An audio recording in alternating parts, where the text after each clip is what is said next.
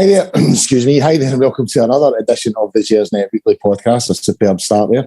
The Rangers podcast, which the independent and free Rangers podcast, which is brought to you by fans for fans, and as I said, the content is free. It is a bonus episode of the Gersnet podcast for tonight, guys. We're previewing Sunday's game against Celtic in the semi-final of the Scottish Cup, and also obviously looking at last night, which was rather special. So we'll have a wee look at that. As I say every week, guys, it's not just the pod we have here at Gersnet. We've got the website. You'll find articles, sort of match reviews and stuff like that on there. There's a history archive on the website as well, and a friendly forum, and obviously Frankie's got his social media as well, so check that out if you can. We would ask you to put the word out there that we're here. Subscribe to the YouTube channel if you can. You know, we've got over, I think it's over 5,000 subscribers now. I'm losing count. We had 47,000 hits for our pre-match show a couple of weeks ago there, but unfortunately about 44,000 of them were gloating Tims, but you know, it's still a decent number and we'll take it.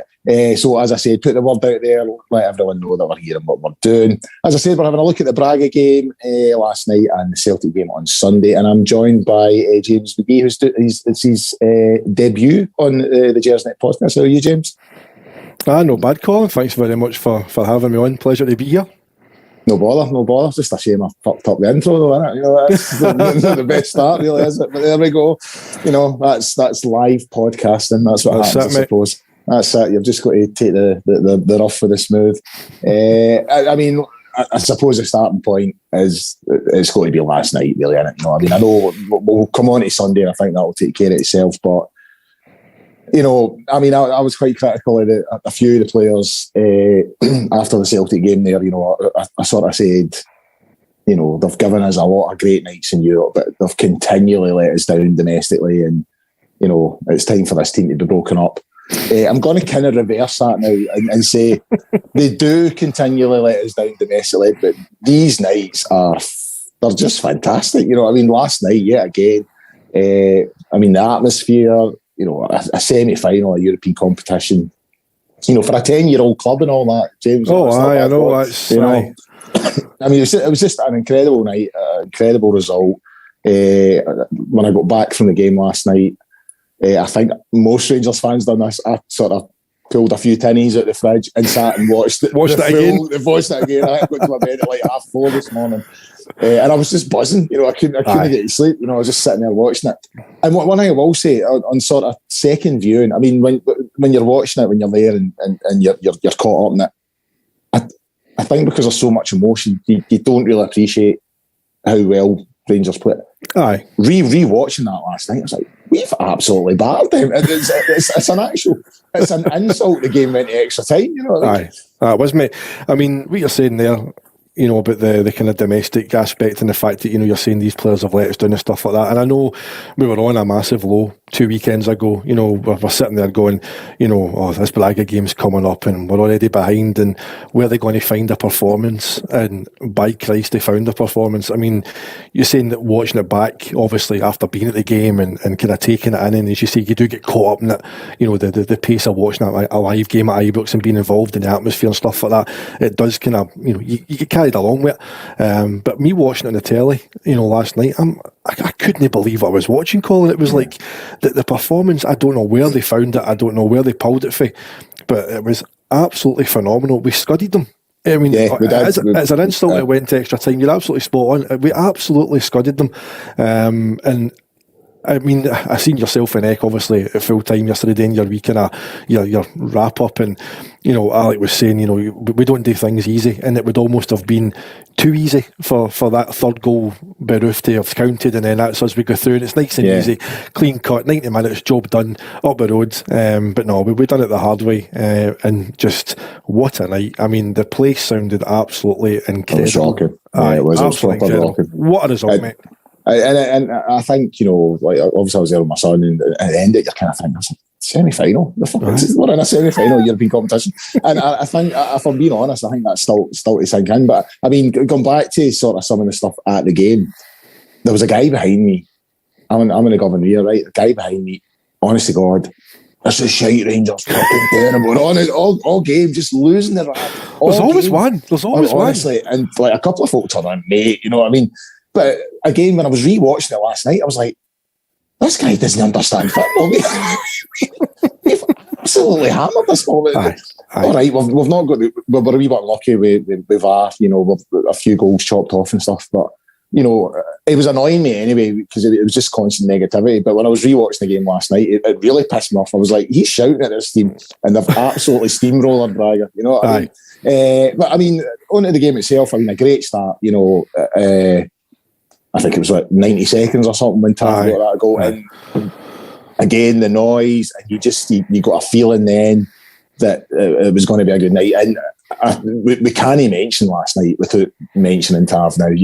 His numbers in this tournament, 6 goals. I think I saw them mention last night. He's either the second or the third top goal scorer in the tournament. It's like joint top scorer or something like that. Aye. And all the goals have came in the knockout stages. You never got any in the group stage. It's just phenomenal. His numbers are absolutely phenomenal. Aye, for a fullback, it's crazy. And there's this kind of ongoing debate you see on kind of like Rangers Twitter as well, where is he a legend? Is he not a legend? He's not got the medals to back it up, and people cite his numbers and stuff like that. But I think we all remember whenever he signed, he was this skinny wee boy that came in. He was part of the kind of Waghorn deal.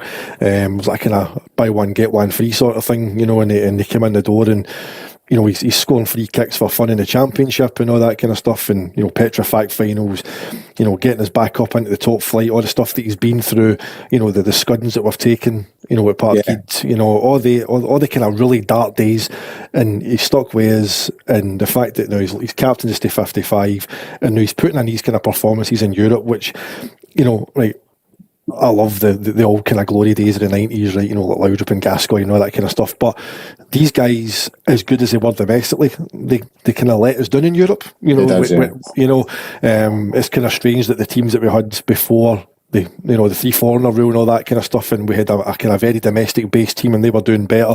These flair player guys come in and they kind of let us down. And now you've got Tav, as you're saying, joint top goal scorer, Europa League, by scoring goals in the knockout stages. He's no group stage goals. Yeah.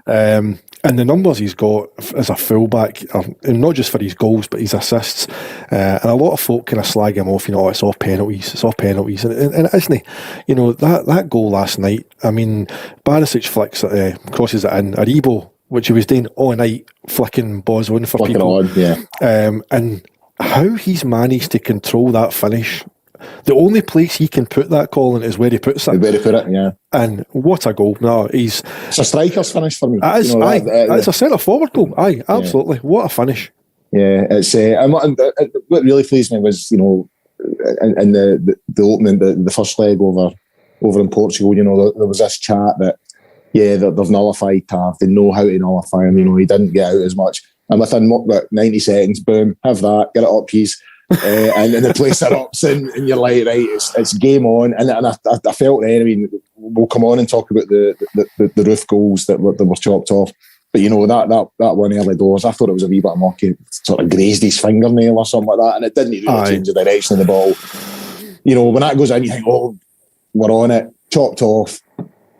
And but then we get the penalty, and I don't think there's any doubt. It's a penalty. I mean, don't get me wrong. I think Roof's clever. I think he's clever in what he does. He puts his body between the ball and the man, waits for the contact, goes down. Technically speaking, no real attempt to go for the ball. He's just sort of came in at the back of him. So technically speaking, a red card, and it's Tav again. As you say, he does get a few penalties, but 2 goals in a quarter final. Was it two he got against Dortmund as well? Was it 3 he got against Dortmund over the 2 legs? I can't even remember. Yeah, so we go in half time 2-1 up. You think everything's great, and as I said when I was watching that game last night, the chance after chance after chance, it was just so. When we then concede with 10 minutes to go, you're just like, what? It was so frustrating to concede at that stage in proceedings. It felt unfair, after all the effort that they put in.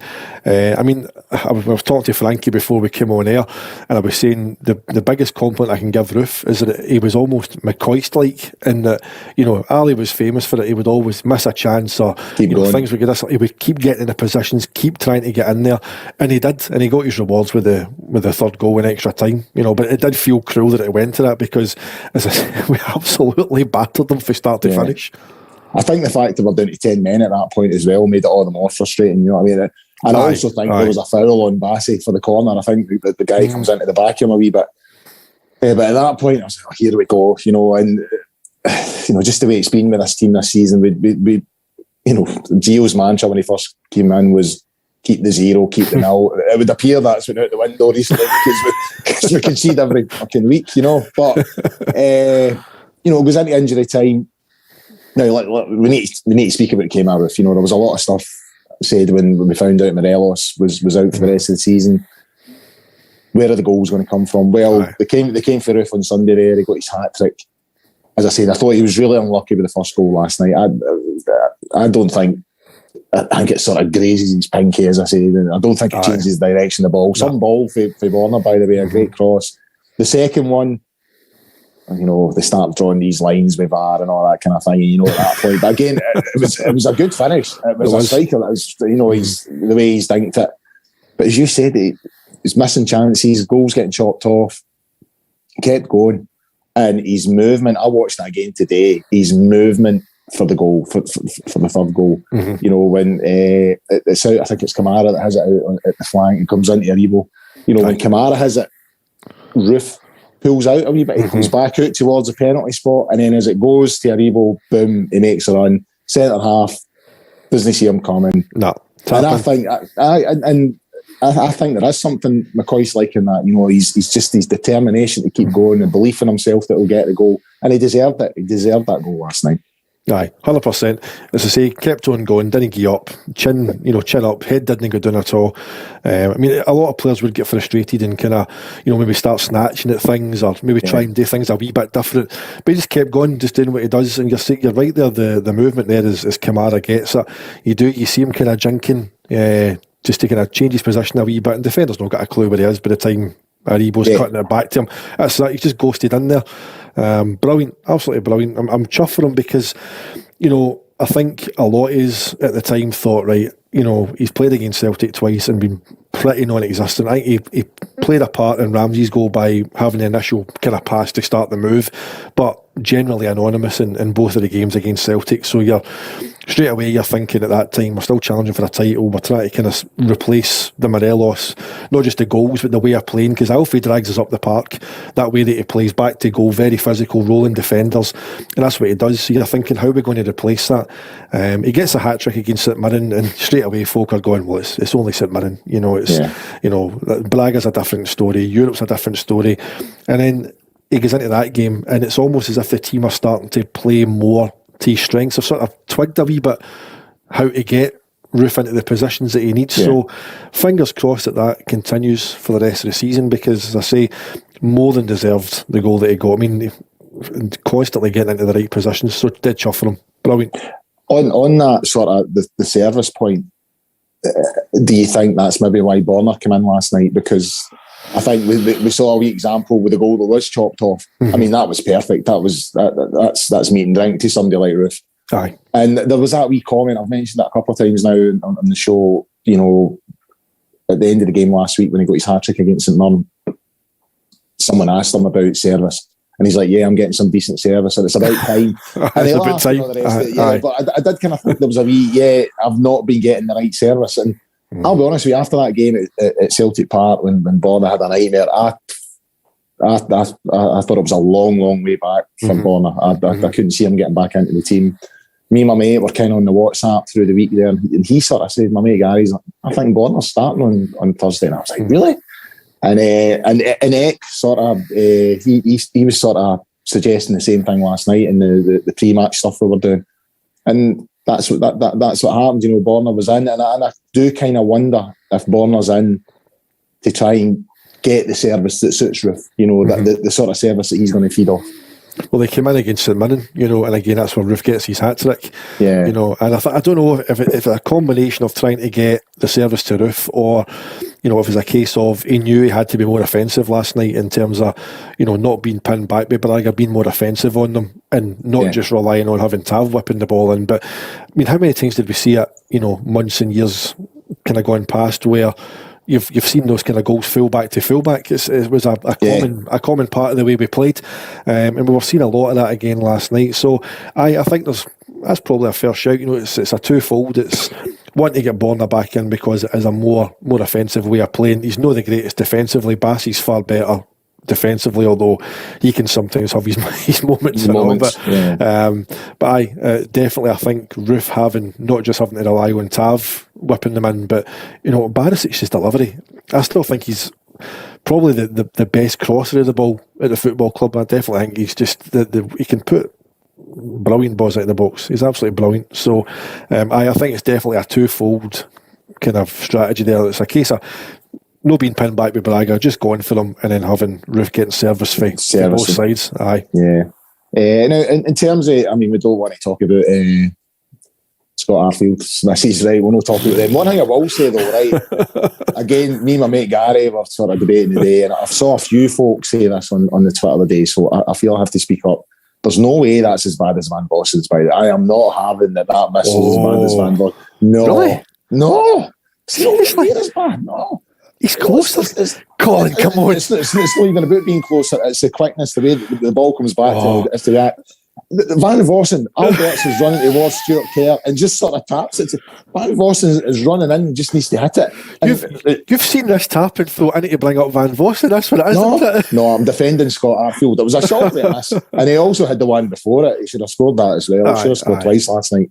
I'm not saying it's not a shocker. He should have burst the net, but Van Vossen, I'm not having that in any shape or form. I'm sorry. So I'm sticking up for Scotty Arfield. So in terms of the achievement, James, I mean, when you consider we were being like, a memory came up on my Facebook the other day there. It was from the Petrofac Cup final. Same, who was it who beat that? Peterhead. Aye. And I had my son there. That was like my son's first cup final. It was like 6 years ago or something like that. Mm-hmm. And here he is now, you know, he's going to a semi-final tie in a European competition, and we're also his mum doesn't know that yet. We're also looking at flights and stuff in terms of if we get to Seville. You know, so over that 6 year period, it's an incredible achievement. I mean, this team, as I've said, this group of players over the last 4 years have given us a lot of good nights in Europe. And one thing I would say about this team compared to other teams in history when it comes to Europe, we seem to learn. You know, we've got into the group stage and then we couldn't get out the group stage, and we've got out the group stage and got into the last 16, couldn't get past the last 16. And this season we've really pushed on, you know, last 16, last 8 and now semi-final.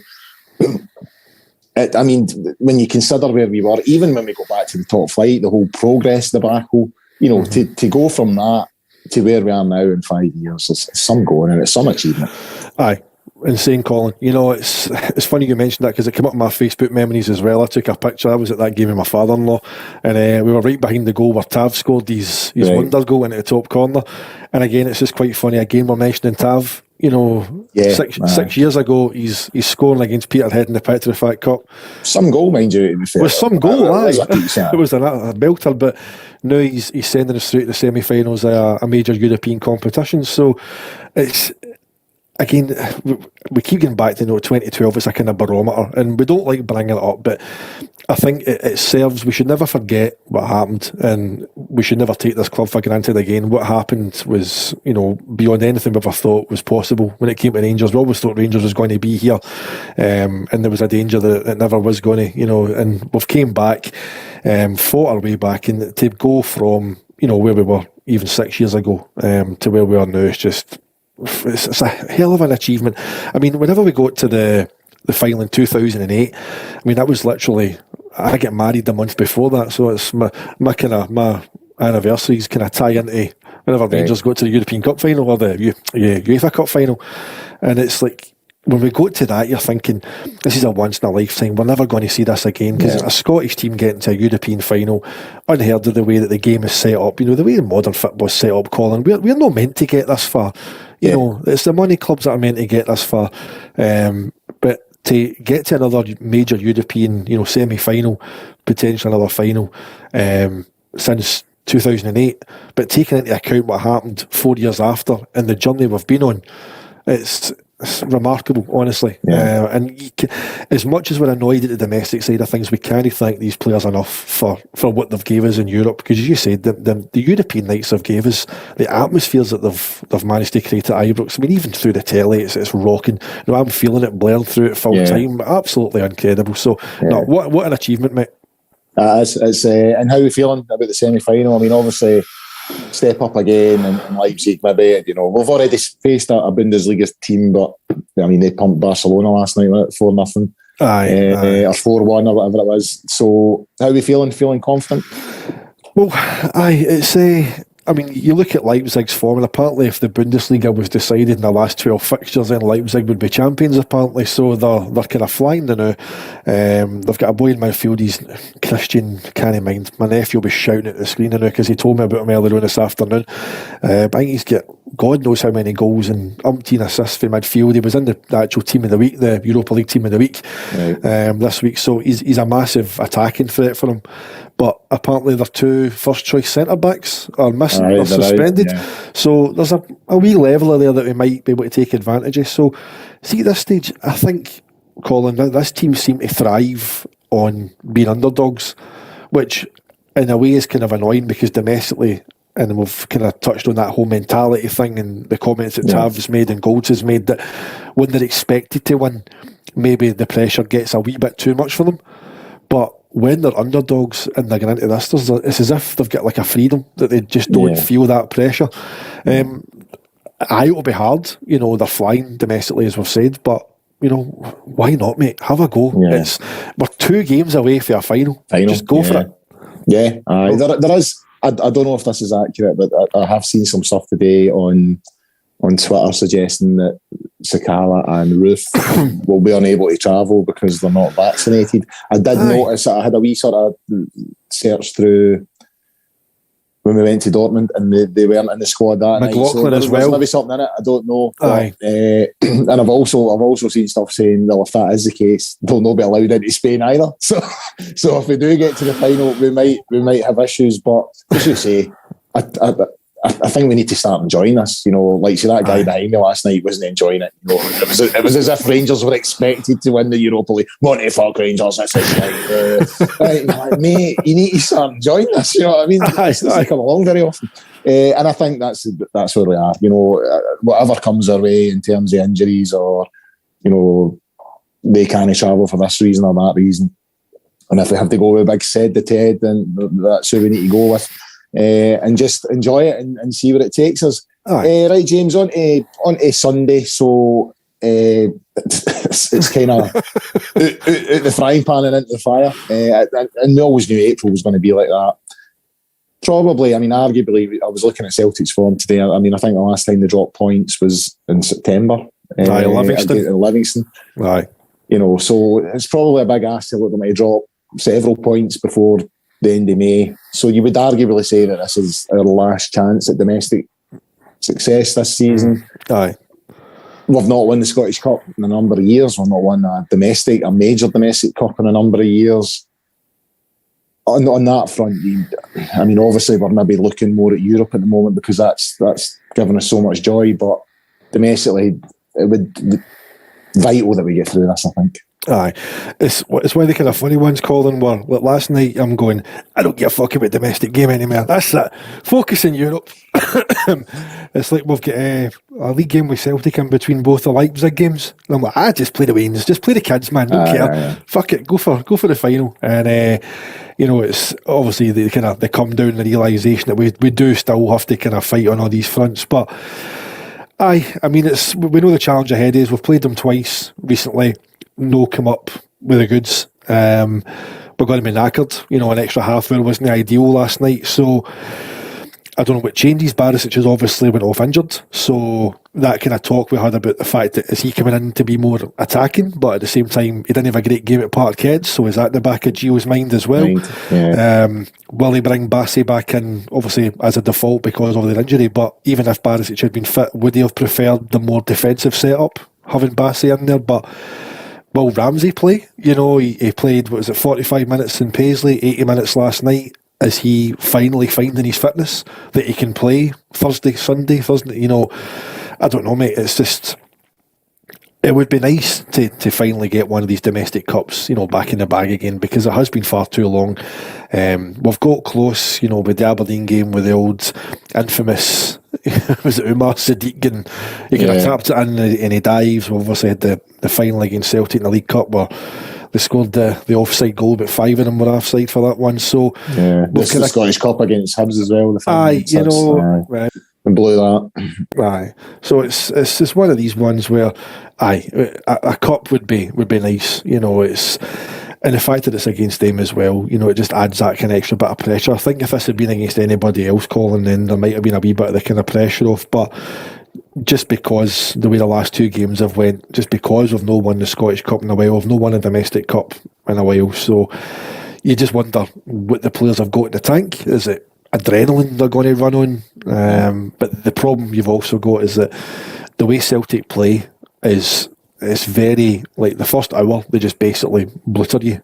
They're just coming at you 100 mile an hour, and they've actually got a nice wee kind of get out because they brought 5 subs in. So Postecoglou can basically go, right, we're going to run at you for an hour, try and run you down, get a few ahead, and then I can change half my outfield team. I did notice he used his subs well at Ibrox. Aye, so they're going to be flying off the back of the fact that they're on form. They've no drop points in the league, as you said, since Livingston in September.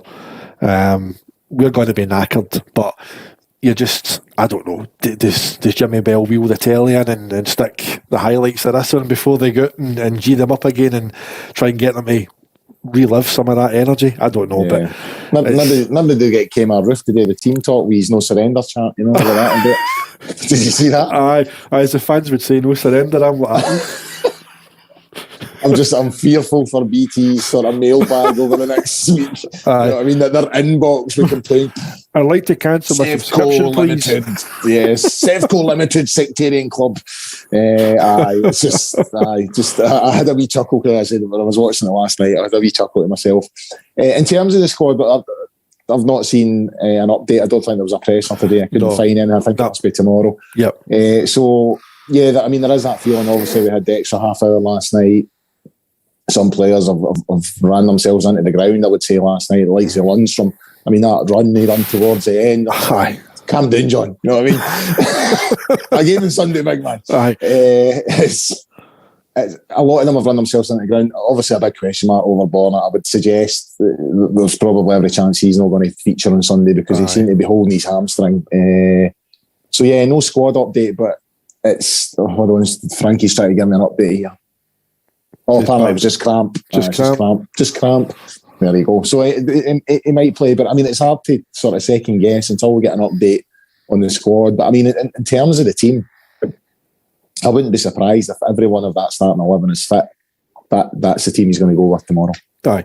On Sunday. On Sunday. It feels like a Saturday because of this bank holiday stuff, doesn't it? It kind of feels like that. I wouldn't be surprised if he's tempted just to start, if Borna is able to make it, it's just cramp, as Frankie said there. But just let them feed off the adrenaline, just let them go with what they had for Thursday night. Just let them just go and try and relive that, use that, and just put everything into it again. Just, I don't know, we've shown we can start fast against them. We did it, Ramsey at Ibrox.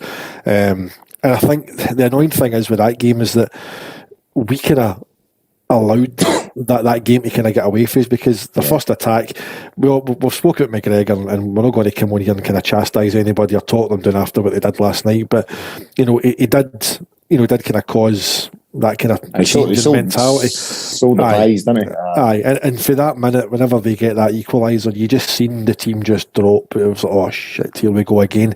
And I just think if we can try and replicate the kind of the Braga start, by rights we should have been 2 up in 4 minutes because that wasn't a handball by Barisic by any account. So we need to try and replicate that again. They want to start fast and match it, try and match that intensity. It's going to be difficult because we're knackered. They've put everything into it, but just try and feed off that adrenaline, Colin. Just try and get through that, and hopefully, we can sit here and go, right, we've got a domestic final to look forward to, and a European semi-final. And all of a sudden, the whole mentality for the rest of the season changes because, 2 weeks ago, I'm watching yourselves on here talking away, and you're trying to kind of G up and look at the positives, but we were all done because we've watched the point swing, but we're not happy with it. We came in, start of the year 6 points ahead, now we're 6 behind. The goal difference is crushing us as well. So, we're all doing in the doldrums, and suddenly that one result last night just picks everybody up, So again, just gives everything, Rangers. Just one, go to the well again, then we've got a wee break and we can recharge. Is it maybe the case tomorrow then, that given the extra time last night and the effort that was put in, that Rangers do go for them early doors and try and maybe get a goal or 2 goal lead to see them out, and then just try and sit, because I would hate to see the situation that, we're 1-0 down with sort of 5 minutes to go, and then we're counting on an equaliser just to get to extra time. You know what I mean? I think Rangers will want to do the business in 90 minutes. I don't think that there's more than another extra, another 30 minutes on top of the 30 minutes that we had on Thursday. I think that would maybe be a swinging and deciding factor. So to me, I wouldn't be surprised to see Rangers really go for it early doors and try and get a couple of goals, and then that gives them something to sort of defend for the 90. Aye. Well, I mean, myself and Alec kind of come from a similar cloth in terms of being pessimists at trying to find any kind of little statistic that we can look at. And as I say to him, I sent my message earlier and I goes, the last time we played Celtic in the Scottish Cup semi-final on the 17th of April, it was 2016 and we won 5-4 in penalties. So I don't think I could go through that again. That was... I was in the North stand-upper that day, and just Barry Mackay's goal and what a strike that was. But I couldn't get through that again. I don't think the players would have the legs to get through the extra time to get to penalties. But just these wee kind of things that you stick in your mind. You Christ, 6 years ago. I was there that day as well. That was my son's first Old Firm game, and I always remember the Kenny Miller goal. He'd never been in a celebration, like an Old Firm goal celebration. He was used to playing, bloody Forfar and Aola and that kind of thing. And he got proper ragdolled, you know what I mean? He was getting sucked in the and when it all sort of settled down, he was just sort of looking at me like, is it like this every time? I was like, aye. And that was him, He was like proper hooked after that, you know what I mean? That was his way in. You end up about 8 rows and 14 seats away from where you started, you know what I mean? It's like, always mine was an old boy that was sitting right in front of me. I mind I went up there, you're thinking, you're up high, talk to you, you're thinking nobody's going to stand up. No, everybody's standing up. This old boy. Yeah. And I think I seen him again after Barry Mackay scored. I don't know where he ended up. You know what I mean? The tier below. So just these kind of wee things that kind of fling up, wee dates that, kind of similarities and things like that. But I you're right. I think it's a case of just try and use that adrenaline, Colin, just try and get the job done as early as we can. But obviously they're on form and all, so we need to keep the back door shut. I know it's all kind of cliche, but need McGregor to step up and try and find, one more kind of big Hampden, performance for us, and just go for it, man. Just domestic final, get them out the road, and then we've got that whole European thing to look forward to. And all of a sudden, April becomes a month that it was in the doldrums, 2 weeks ago. All of a sudden, everybody's lifted and we're going for it again. Yeah, I mean, I thought that came through my mind last night as well. Is if we do win on Sunday, it maybe just plants a wee bit of doubt in their minds. They're beatable, They are beatable. I think plenty of teams in Europe have shown that they're beatable, and beatable by a decent score, a substantial margin. Yeah. So, but I was looking at the sort of post-split fixtures. We'll not go into why the Rangers game is the second one, and I think we all know why they've done that, because normally it's the first game, because they try and make sure that neither Rangers or Celtic are going to play one another to win the title. But I think we know why they've put it in the second slot rather than the first slot, given where it lands between the semi-final fixture. But they've to go up to Ross County. We've got Motherwell the first game. So if we beat Celtic in the Scottish Cup semi-final on Sunday, we play first. We win at Motherwell. It's down to 3 points, and it just suddenly puts a wee bit of pressure on them. And they needed a last-minute winner up there the last time they were up there. I think, as much as I don't like Ross County's manager, he's a bit of a racist and all that, but you can't argue that he's not done a decent job up there getting them into the top 6. They drop a point or two up there. maybe even 3, who knows? And then we're over the road at Celtic Park, and then you just never know. You know what I mean? It could just breathe a bit of life back into the league campaign. Aye, I mean, in the day, we're not geeing up in the league at this point. Obviously, it's, you know, you're not wanting to sit there just go, it's fine, just let the league go. That's it. You know, as I said earlier on, the fact that the Celtic game comes between the two Leipzig games and the way we were feeling last night, I'm like, just go for Europe. We don't need domestic football. Just go for Europe. But obviously, it would be nice to put a bit of pressure on them, because they've got a lot of players in that team who are also kind of trying to, you know, learn being league winners. They've got a wee bit of a kind of carry over for the squad they had before, you know, Postecoglou came in. But they're still kind of trying to find their feet and become winners as well. So they've got a lot of players who maybe haven't felt that pressure are trying to kind of win a league title as well. You get into the business end of the season. So, if we can just get them, I mean, it's a big shout to get Ross County to take something off them. But, you know, stranger things have happened. I mean, like in 2005, you know what I mean? Yeah. You know, so, just try and get a wee bit of pressure on them, because all of a sudden, you know, if they start to feel a wee bit of pressure, you know, cracks might begin to appear and you never know what can happen. So, and again, it's about us trying to kind of put that pressure on Sunday and just show teams, you know, domestically, have a go at them. You know, there's goals to be got against them. I know they defended really well, you know, at Ibrox, and I think, you know, I remember my mate texted me going, thought you said these guys couldn't defend, because it was like, I don't know if it was a combination of how well they played defensively or the fact that we were just chucking crosses in, you know. The crosses were fairly aimless, I thought. They were quite kind of floated, they weren't whipped in, they were kind of bread and butter for a big lump of wood at the back. So, just let's keep a bit of pressure on them and see what happens. See what happens, absolutely. I mean, on Gio, I mean, I thought it was quite nice last night. I mean, don't get me wrong, I've got questions and doubts about him. But I did think it was quite nice last night that, you know, I did notice it wasn't everybody that was joining in, but his song got a bit in there and all the rest of it. And, you know, he's had 2 games against Postecoglou. He's lost them both, one by a significant margin, another one a wee bit unlucky, I would argue. But, you know, after the run that we had against them, you know, we've went 2 years or something without a defeat against them, to go 2 in a row, it's a big day for him, I think, domestically. And if he could get the win, you know, it could be a big turning point for him in terms of getting some of those doubters back on side. Aye, you're spot on there. I mean, I did clock the song, and it was a wee bit. It wasn't everybody, you know. It wasn't getting boomed out, but it was there. It was there. It was definitely there. I mean, you've heard people kind of saying, you know, that there's a rebuild coming. Do you trust Gio to do the rebuild? Do you trust, you know, Gio and Ross Wilson as a combo to undertake this rebuild? Would you give Gio money, given what you've seen? But, you know, is it a case that maybe he's a better European manager than a domestic manager? But then you're thinking, he's been here before, he's played here, he should know what it takes to win. And in Scotland, he was part of that setup. You're thinking, surely he's picked up things for, you know, just Advocat, but the guys that he's worked under. So it's a wee bit of a shock that he's kind of struggled that wee bit domestically. So I don't know. I know there's kind of knives out for him. If right now we're kind of sitting here going, right, possible Scottish Cup final and a Europa League semi-final. So the fact that we're still kind of getting to the latter stages of these competitions, I think, kind of goes in good stead for him, because he has shown that he can take his own. Would we have got to this stage of Europe under Gerrard?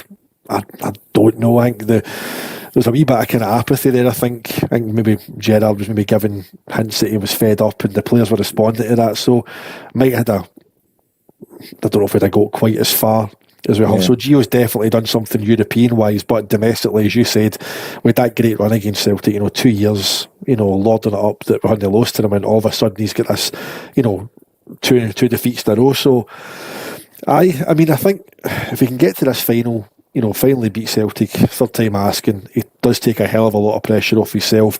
Maybe get some backers, or some doubters, turn them into backers and just see what happens, mate, because I think the fact that he's been here before can maybe cloud it a wee bit because he was so successful.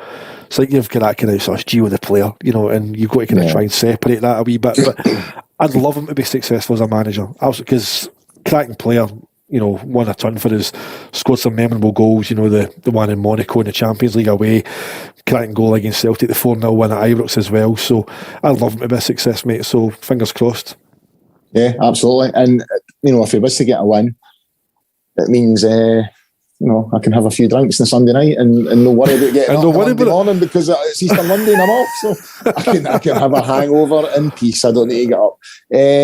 So here's hoping. Anyway, James, I think we've pretty much covered everything there. So we'll wrap it up. So a big thanks to James. Impressive debut from him there. We were live tonight on the Friday night, but as always, the pod will be available to download and stream on a variety of platforms from tomorrow, including Acast, iTunes, YouTube, Castbox, Stitcher, Spotify, easy for me to say. A big thanks to James, as I said. We'll have a show on Sunday night covering, obviously, the game on Sunday against Celtic. I think it's Ross, David Fraser and Alex Anderson who are on. I think I'm right there. I'm sure Frankie will tick me off if I'm not. So tune in for that. 9:30 live on the YouTube on Sunday. In the meantime, as always, get yourself over to the Gersnet website and forums at www.gersnet.co.uk.